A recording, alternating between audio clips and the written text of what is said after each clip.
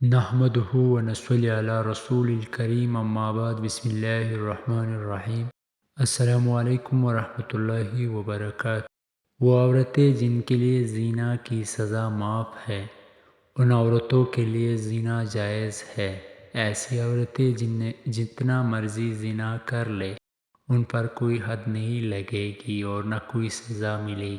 محترم ناظرین، بظاہر تو یہ بات آپ کو بہت عجیب لگے گی کہ زنا کا مرتکب ہونا بہت بڑا گناہ ہے، لیکن آخر کیا وجہ ہے کہ اگر اس طرز کی عورتیں، ایسی خصوصیات رکھنے والی عورتیں زنا کر بھی لیتی ہے تو ان کو کوئی گناہ نہیں ہوگا، ان کے لیے زنا جائز ہے۔ محترم ناظرین، کیا آپ کو معلوم ہے کہ زمین بولتی بھی ہے، سنتی بھی ہے، خوشی و غم کو بھی محسوس کرتی ہے اور اس کا اظہار بھی کرتی ہے۔ ایک روایت ہے جس کا مفہوم کچھ اس طرح ہے کہ رسول اللہ صلی اللہ علیہ وسلم نے فرمایا، دو موقع ایسے ہیں کہ جن پر زمین روتی ہے۔ پہلا موقع یہ ہے کہ جب ناحق کسی کا خون بہایا جاتا ہے تو مقتول کا قطرہ زمین پر گرتے ہی زمین پکارتی ہے، اے الہی مجھے اجازت تاکہ میں قاتل کو ابھی نگل جاؤں۔ آواز آتی ہے، ذرا صبر کر، یہ تیری اندر ہی آئے گا۔ دوسرا موقع یہ ہے کہ جب زانی زنا کا ارتکاب کرنے کے بعد غسل کرتا ہے تو پانی کا پہلا قطرہ جب زمین پر گرتا ہے تو زمین زرقطار روتی ہوئی کہتی ہے، اے الہی مجھے اجازت دے تاکہ اس میں نگل لوں۔ آواز آتی ہے، تھوڑا صبر کر، یہ تیرے پاس ہی آئے گا۔ زناکاری ایک بدترین لعنت، کمکنی اور ذلت و پشتی کی علامت اور جرم شنعی ہے۔ اس کا مرتکب وہی شخص ہوگا جس کے دل میں خوف خدا، عذاب آخرت کا ڈر، اور وہ نہایت ہی بے غیرت، بے شرم اور بے ہمت، جس کی انسانیت حیوانیت سے مغلوب ہو چکی ہے، اس جرم شنعی اور حرکت کیچا کے ارتکاب کا مجرم ہو سکتا ہے۔ قرآن کریم نے زنا تو کیا، اس کے قریب جانے سے بھی منع فرمایا۔ بدکاری کے پاس نہ جاؤ، بے شک وہ بے حیائی ہے اور بہت ہی بری راہ ہے۔ چنانچہ ارشاد باری تعالیٰ ہے کہ پس اگر توبہ کر لے اور اصلاح کر لے تو ان سے منہ پھیر لو، بے شک اللہ تعالیٰ توبہ قبول کرنے والا اور رحم کرنے والا ہے۔ عورتوں میں سے جو بے حیائی کرے یعنی زنا کروائے، ان کے بارے میں گواہی مل جائے تو ایسی عورتوں کو گھروں میں بند کرو، یہاں تک کہ ان کو قید میں رکھو کہ وہ مر جائے یا اللہ تعالیٰ ان کے لیے کوئی اور بہتر راستہ نکالے، اور جو مرد ایسا کرے تو انہیں اعزار دو، پھر اگر وہ توبہ کر لے اور اپنی اصلاح کر لے تو ان سے منہ پھیر لو، بے شک اللہ تعالیٰ توبہ قبول کرنے والا ہے۔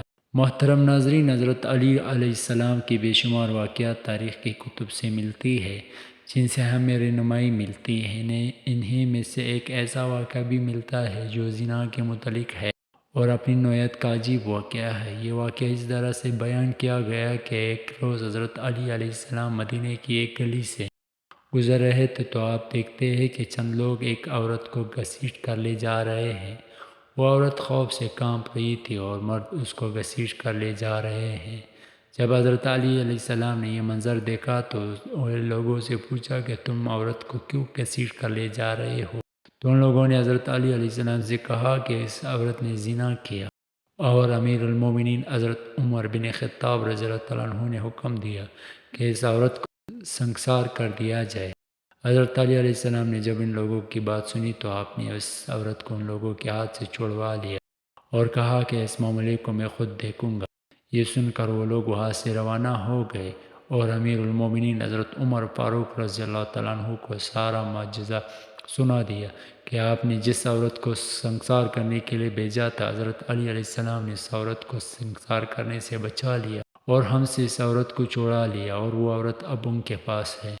یہ سن کر حضرت عمر بن خطاب رضی اللہ تعالیٰ عنہ نے فرمایا کہ یقیناً حضرت علی علیہ السلام کو کسی بات کی خبر ہوگی جس سے ہم لوگ بے خبر ہیں، کیونکہ حضرت عمر بن خطاب رضی اللہ تعالیٰ عنہ کو اس بات کا علم تھا کہ حضرت علی علیہ السلام کے پاس علم کا ایک بہت ہی بڑا خزانہ موجود ہے، لہٰذا ایسی کوئی نہ کوئی وجہ ضرور ہوگی جس کی وجہ حضرت علی علیہ السلام ایسا عمل کیا ہے۔ اس بار حضرت عمر رضی اللہ تعالیٰ عنہ نے فرمایا کہ اے لوگوں، جاؤ اور علی رضی اللہ تعالیٰ عنہ کو بلا کر لاؤ۔ لوگ گئے اور حضرت علی علیہ السلام کو پیغام دیا۔ کچھ ہی دیر بعد حضرت علی رضی اللہ تعالیٰ عنہ وہاں پہنچ گئے۔ حضرت عمر بن خطاب رضی اللہ تعالیٰ عنہ نے حضرت علی علیہ السلام سے پوچھا کہ اے علی کیا وجہ ہے کہ تم نے لوگوں کو اس عورت کو سنسار کرنے سے روکا؟ تب حضرت علی علیہ السلام نے فرمایا کہ کیا آپ نے نہیں سنا کہ حضرت محمد صلی اللہ علیہ وسلم نے فرمایا کہ 3 لوگوں کے اوپر سے قلم اٹھا لیا جاتا ہے، یعنی ان کا اعمال لکھے نہیں جاتے اور وہ بے قصور ہوتے ہیں، یعنی ان کے گناہ نہیں لکھی جاتی۔ ایک وہ آدمی کہ جو سویا رہا یہاں تک کہ وہ بیدار ہو جائے، دوسرا وہ کہ جو نابالغ ہو یہاں تک کہ بالغ ہو جائے، اور تیسرا وہ جو ہوش میں نہ ہو کہ دیوانہ ہو، درویش ہو۔ حضرت عمر بن خطاب رضی اللہ عنہ نے جب یہ سنا تو فرمایا، ہاں رسول کریم صلی اللہ علیہ وسلم کو یہ بات ارشاد فرماتے ہوئے میں نے بھی سنا ہے۔ اس پر حضرت علی رضی اللہ عنہ نے مسکرا کر فرمایا کہ امیر المومنین اس عورت کو کبھی بھی دیوانی پن کے دورے پڑتے ہیں اور یہ اپنے ہوش کو بیٹھتی ہے۔ ہو سکتا ہے کہ وہ آدمی جس نے اس کے ساتھ زنا کیا ہو اس نے اس کے دیوانی پن کا فائدہ اٹھایا ہو۔ حضرت عمر رضی اللہ عنہ نے جب یہ سنا تو اس عورت کو رہا کرنے کا حکم دیا۔ محترم ناظرین، اس واقعے سے ہمیں معلوم ہوا کہ ایسے کون سے لوگ ہیں جو زنا کر کے بھی بے قصور ہوتے ہیں۔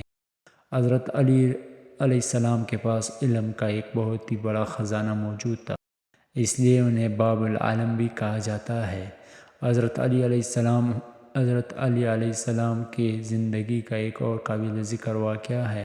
حضرت علی اپنی ہی عبادت پورے وقت پر ادا کیا کرتے تھے، یہی بات کفار اور منافقین کو کسی بھی صورت باتی نہیں تھے۔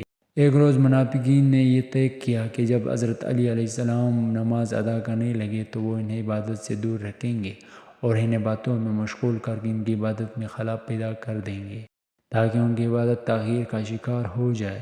لہٰذا انہوں نے عصر کے وقت جب دیکھا کہ حضرت علی علیہ السلام نماز کے لیے تشریف لے کر جا رہے ہیں تو انہوں نے آپ علیہ السلام کو روکا اور کہا کہ اے علی علیہ السلام، ہمیں ایک سوال کا جواب دیجیے کہ وہ کون سے جانور ہیں جو بچے دیتے ہیں اور وہ کون سے جانور ہیں جو انڈے دیتے ہیں؟ ان کا خیال تھا کہ جب حضرت علی علیہ السلام ہمیں جانوروں کے نام گنوانا شروع کر دیں گے تو اس عمل میں کئی گھنٹے لگ جائیں گے اور یوں آپ کی نماز قضا ہو جائے گی۔ حضرت علی علیہ السلام نے منافقین کا یہ سوال سن کر اپنا دایاں پاؤں مسجد کے اندر رکھا اور مسکراتے ہوئے فرمایا کہ وہ تمام جانور جن کے کان باہر ہوتے ہیں وہ بچے جنتے ہیں، جبکہ وہ تمام جانور جن کے کان اندر کی جانب ہوتے ہیں وہ انڈے دیتے ہیں۔ یہ کہہ کر آپ نے اپنا بایاں پاؤں بھی مسجد کے اندر رکھا اور نماز کے لیے تشریف لے گئے۔ یہ سن کر منافقین کی چہروں پر مایوسی چھا گئی اور وہ حیران پریشان کھڑے ہو کر حضرت علی علیہ السلام کو نماز ادا کرتے دیکھتے رہے۔